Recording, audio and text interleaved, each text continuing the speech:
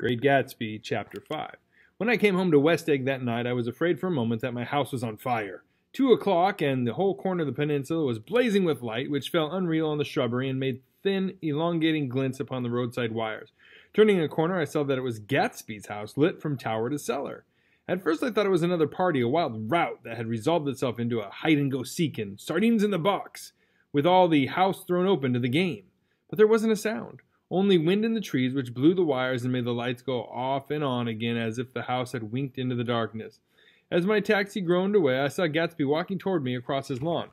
"Your place looks like the World Fair," I said. "Does it?" He turned his eyes toward it absently. "I've been glancing into some of the rooms. Let's go to Coney Island, old sport, in my car." "It's too late." "Well, suppose we take a plunge in the swimming pool. I haven't made use of it all summer." "I've got to go to bed." "All right." He waited, looking at me with suppressed eagerness. "I talked with Miss Baker," I said after a moment. "I'm going to call up Daisy tomorrow and invite her over here to tea." "Oh, that's all right," he said carelessly. "I don't want to put you to any trouble." "What day would suit you?" "What day would suit you?" he corrected me quickly. "I don't want to put you to any trouble, you see." "How about the day after tomorrow?" He considered for a moment, then with reluctance. "I want to get the grass cut," he said. We both looked at the grass. There was a sharp line where my ragged lawn ended and the darker, well-kept expanse of his began. I suspected that he meant my grass. "There's another little thing," he said uncertainly, and hesitated. "Would you rather put it off for a few days?" I asked. "It isn't about that, at least," he fumbled with a series of beginnings. Why, look here, old sport, you don't make much money, do you?" "Not very much." This seemed to reassure him, and he continued more confidently. "I thought you didn't, if you'll pardon my... You see, I carry on a little business on the side, a sort of sideline, you understand, and I thought that if you don't make very much, you're selling bonds, aren't you, old sport?" "Trying to." "Well, this would interest you. It wouldn't take up much of your time, and you might pick up a nice bit of money. It happens to be a rather confidential sort of thing." I realize now that under different circumstances, that conversation might have been one of the crises of my life. But because the offer was obviously and tactlessly for a service to be rendered, I had no choice except to cut him off there. "I got my hands full," I said. "I'm much obliged, but I couldn't take on any more work." "You wouldn't have to do any business with Wolfsheim." Evidently, he thought that I was shying away from the connection mentioned at lunch, but I assured him he was wrong. He waited a moment longer, hoping I'd begin a conversation, but I was too absorbed to be responsive, so he went unwillingly home. The evening had made me lightheaded and happy. I think I walked into a deep sleep as I entered my front door, so I don't know whether or not Gatsby went to Coney Island or for how many hours he glanced into rooms while his house blazed gaudily on. I called up Daisy from the office next morning and invited her to come to tea. "Don't bring Tom," I warned her. "What?" "Don't bring Tom." "Who is Tom?" she asked innocently. The day agreed upon was pouring rain. At 11 o'clock, a man in a raincoat dragging a lawnmower tapped at my front door and said that Mr. Gatsby had sent him over to cut my grass. This reminded me that I had forgotten to tell my Finn to come back, so I drove into West Egg Village to search for her among soggy whitewash alleys and to buy some cups and lemons and flowers. The flowers were unnecessary, for at 2 o'clock a greenhouse arrived from Gatsby's with innumerable receptacles to contain it. An hour later, the front door opened nervously, and Gatsby, in a white flannel suit, silver shirt, and gold-colored tie, hurried in. He was pale, and there were dark signs of sleeplessness beneath his eyes. "Is everything all right?" he asked immediately. "The grass looks fine, if that's what you mean."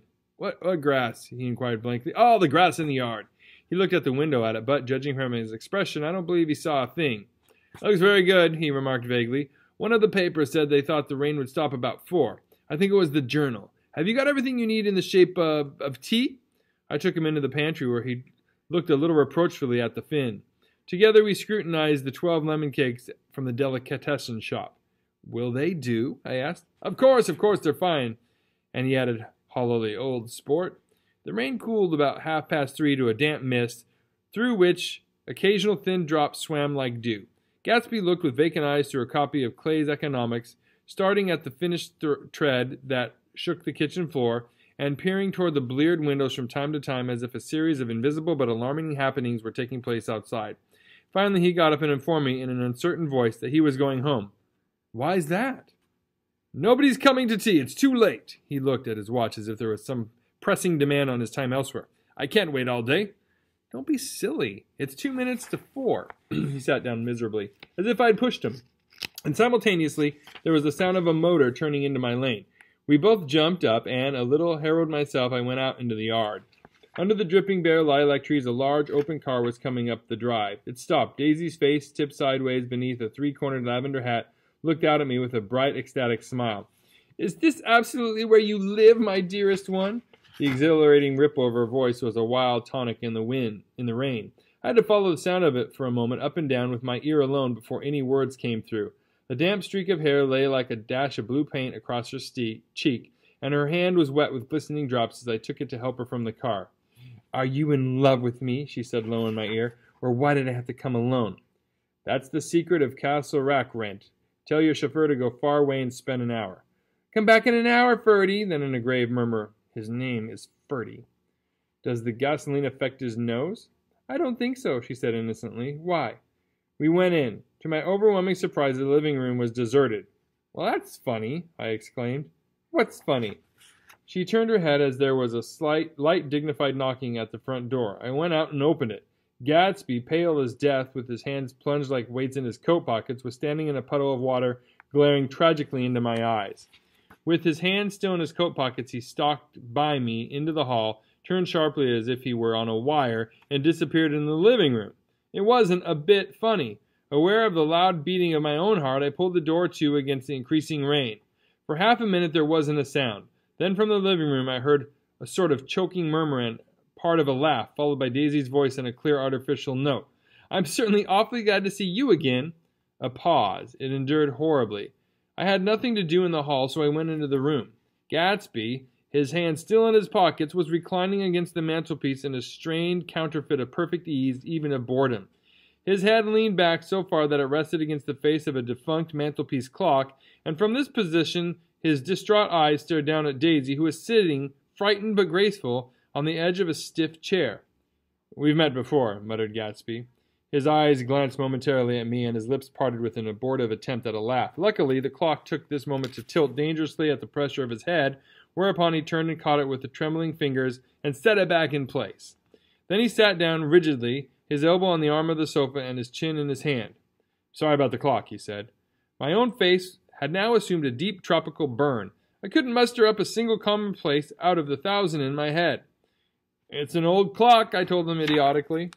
I think we all believed for a moment that it had smashed in pieces on the floor. "We haven't met for many years," said Daisy, her voice as matter-of-fact as it could ever be. 5 years next November." The automatic quality of Gatsby's answer set us all back at least another minute. I had them both on their feet with the desperate suggestion that they help me make tea in the kitchen when the demoniac Finn brought it out on a tray.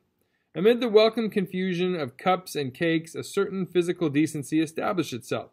Gatsby got himself into a shadow and, while Daisy and I talked, looked conscientiously from one to the other of us with tense, unhappy eyes. However, his calmness wasn't an end in itself. I made an excuse at the first possible moment and got to my feet. "Where are you going?" demanded Gatsby in an immediate alarm. "I'll be back." "I've got to speak to you about something before you go." He followed me wildly into the kitchen, closed the door, and whispered, "Oh, God," in a miserable way. "What's the matter?" "This is a terrible mistake," he said, shaking his head from side to side. "A terrible, terrible mistake." "You're just embarrassed, that's all. And luckily," I added, "Daisy's embarrassed too." "She's embarrassed?" he repeated incredulously. "Just as much as you are." "Don't talk so loud." "You're acting like a little boy," I broke out impatiently. "Not only that, but you're rude. Daisy's sitting there all alone." He raised his hand to stop my words, looked at me with unforgettable reproach, and, opening the door cautiously, went back into the other room. I walked out the back way, just as Gatsby had when he had made his nervous circuit of the house half an hour before, and ran for a huge black knotted tree whose massed leaves made a fabric against the rain. Once more it was pouring, and my irregular lawn, well shaved by Gatsby's gardener, abounded in small muddy swamps and prehistoric marshes. There was nothing to look at from under the tree except Gatsby's enormous house, so I stared at it, like Kant in his church steeple, for half an hour. A brewer had built it early in the period craze a decade before, and there was a story that he agreed to pay 5 years' taxes on all the neighboring cottages if the owner would have their roofs thatched with straw. Perhaps their refusal took the heart out of his plan to found a family. He went into an immediate decline. His children sold his house with the black wreath still on the door. Americans, while occasionally willing to be serfs, have always been obstinate about being peasantry. After half an hour, the sun shone again, and the grocer's mobile rounded Gatsby's drive with the raw material for his servant's dinner. I felt sure he wouldn't eat a spoonful. A maid began opening the upper windows of his house, appeared momentarily in each, and, leaning from the large central bay, spat meditatively into the garden. It was time I went back. While the rain continued, it had seemed like the murmur of their voices, rising and swelling a little now and then with gusts of emotion. But in the new silence, I felt that silence had fallen within the house, too. I went in after making every possible noise in the kitchen, sort of pushing over the stove, but I don't believe they heard a sound. They were sitting at either end of the couch, looking at each other as if some question had been asked or was in the air, and every vestige of embarrassment was gone. Daisy's face was smeared with tears, and when I came in, she jumped up and began wiping at it with her handkerchief before a mirror. But there was a change in Gatsby that was simply confounding. He literally glowed. Without a word or gesture of exultation, a new well-being radiated from him and filled the little room. "Oh, hello, old sport," he said, as if he hadn't seen me for years. I thought for a moment he was going to shake my hand. "It stopped raining, has it?" When he realized what I was talking about, that there were twinkle bells of sunshine in the room, he smiled like a weatherman, like an ecstatic patron of recurrent light, and repeated the news to Daisy. "What do you think of that? It stopped raining." "I'm glad, Jay." Her throat, full of aching, grieving beauty, told only of her unexpected joy.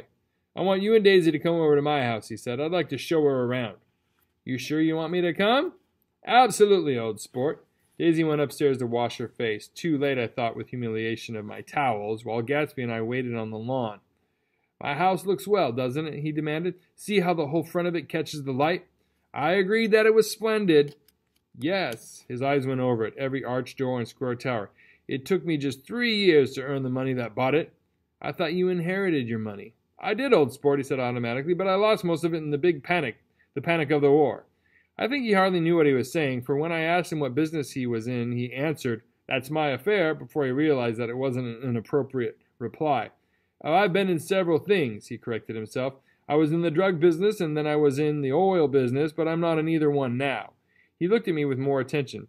"Do you mean you've been thinking over what I proposed the other night?"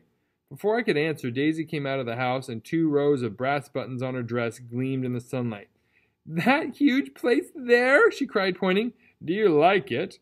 "I love it, but I don't see how you live there all alone."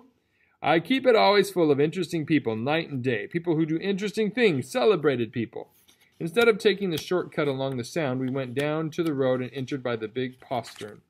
With enchanting murmurs, Daisy admired this aspect or that of the feudal silhouette against the sky, admired the gardens, the sparkling odor of jonquils, and the frothy odor of hawthorn and plum blossoms, and the pale gold odor of kiss me at the gate. It was strange to reach the marble steps and find no stir of bright dresses in and out of the door, and hear no sound but bird voices in the trees. And inside, as we wandered through Marie Antoinette music rooms and restoration salons, I felt that there were guests concealed behind every couch and table, under orders to be breathlessly silent until we had passed through. As Gatsby closed the door of the Merchant College Library, I could have sworn I heard the owl-eyed man break into ghostly laughter. We went upstairs, through period bedrooms swathed in rose and lavender silk with vivid and new flowers, through dressing rooms and pool rooms and bathrooms with sunken baths, intruding into one chamber where a disheveled man in pajamas was doing liver exercises on the floor. It was Mr. Klipspringer, the boarder. I had seen him wandering hungrily about the beach that morning.